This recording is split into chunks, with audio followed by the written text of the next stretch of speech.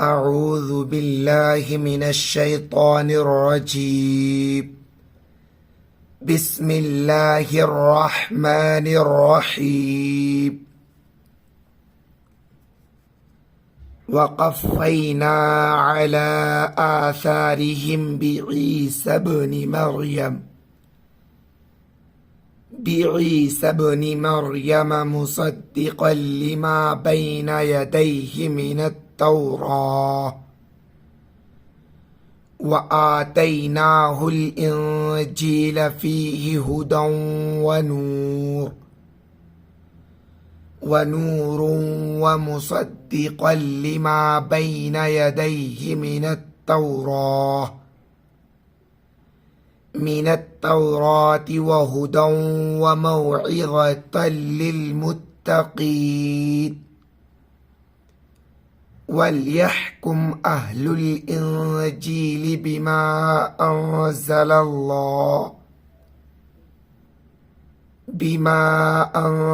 الله فيه ومن لم يحكم بما أنزل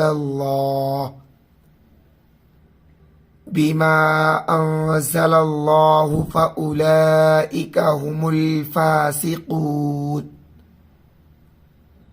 وأنزلنا إليك الكتاب بالحق مصدقا لما بين يديه من الكتاب ومهيمنا عليه فاحكم بينهم بما أنزل الله ولا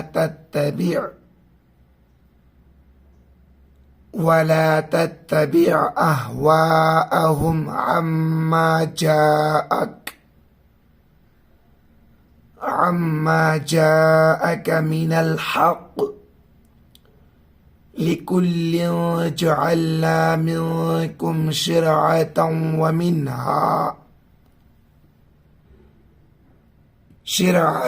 ومنهاجا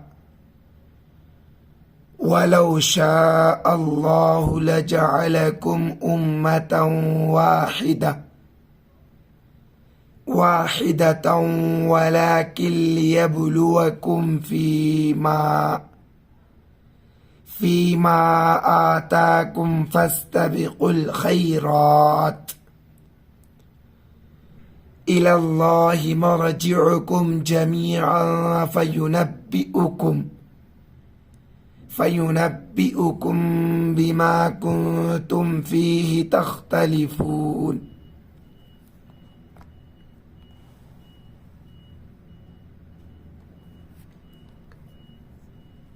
وأن احكم بينهم بما أنزل